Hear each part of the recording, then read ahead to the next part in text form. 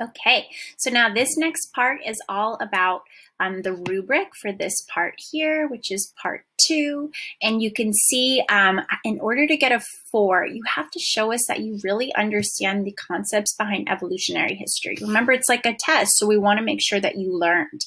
So you're also going to be comparing using 2 of the methods like we went over in class. If you're confused, go back and do the assignment for day 10 or day 11. Both of those review these concepts.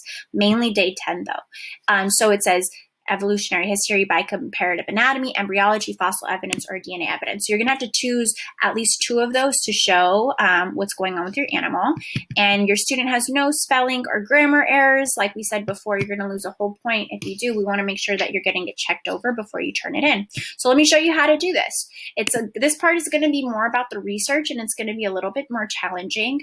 And so what we're going to do is, it says my animal's closest living relative is. So remember, I'm doing this, I'm doing the blue-footed booby.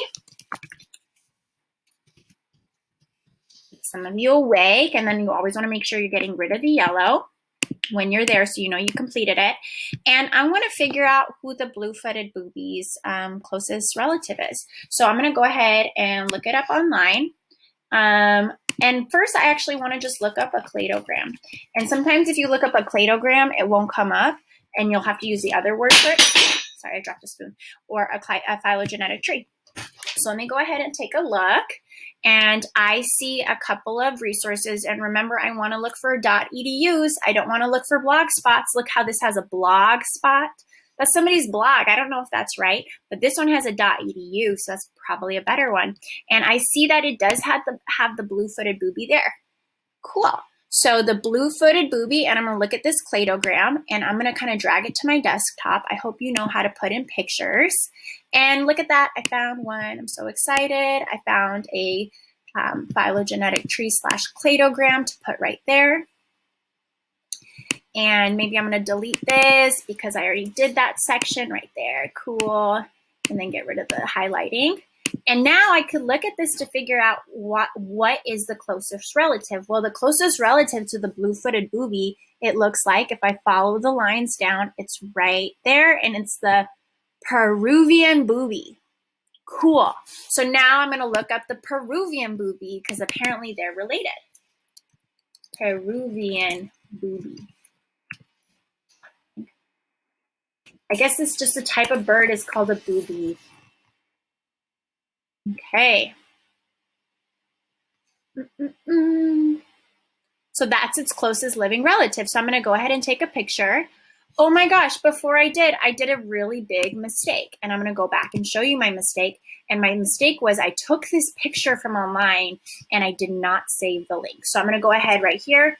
You could press those not the 3 little dots, sorry. You could press that little share button right there. And it says copy image link.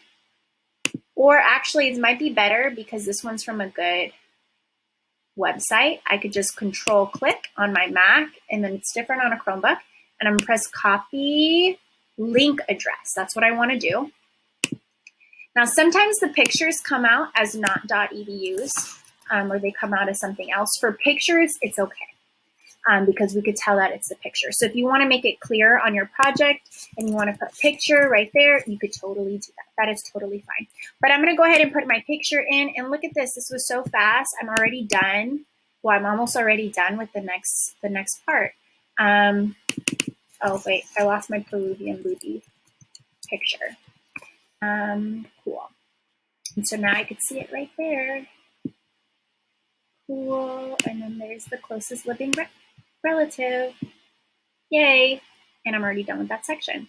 Like I said, you always want to just keep track that you're done with the section by taking it out. In this part, I'm going to say, you could just put the name right here. Is the Peruvian booby, according to this, because they share Peruvian booby.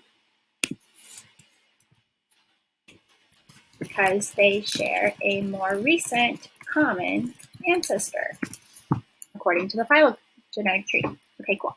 So next part I'm going to see right here, it says evidence of evolution number 1, evidence of evolution number 2. And this is where it's a project because it's going to take more effort.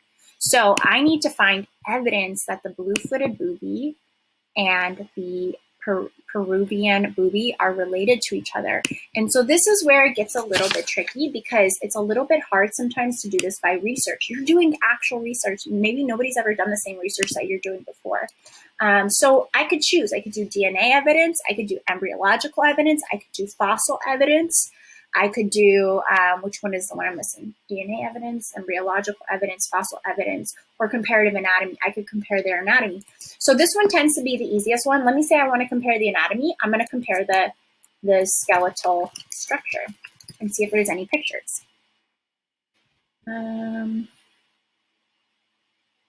Or maybe I could compare blue-footed booby. I could even compare their outside if you can't find the skeleton structure. And then maybe I'm going to look at this link, this source, researchgate.net. Let me see as a teacher what this website's all about. I want to make sure that it's accurate because it's a .net.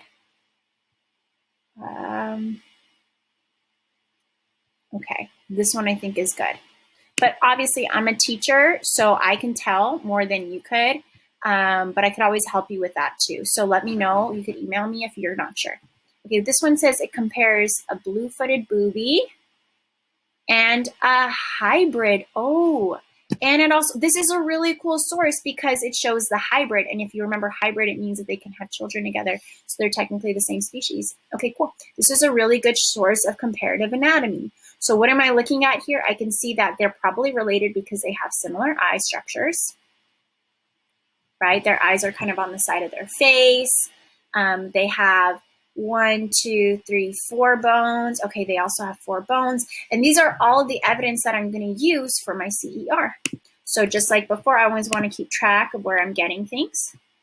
And then for the proof or picture of evidence, I'm going to put in that piece of evidence there. So let me make sure I put my link in.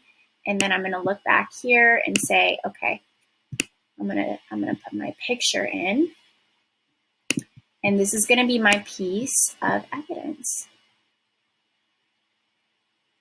Great. Oh, that came out really big. And that's going to be my piece of evidence.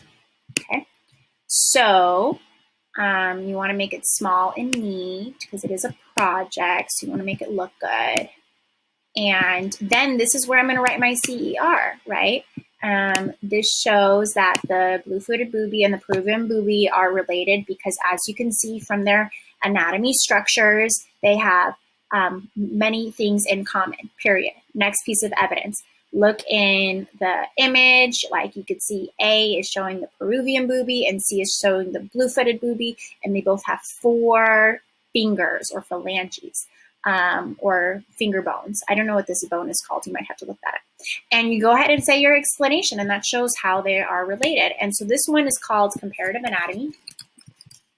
And that's one way to do it. Another example is you could look for fossil evidence and try to find their ancestor. What if they all came from the same bird, which they did? What does that ancestor look like? And see if people have evidence of that.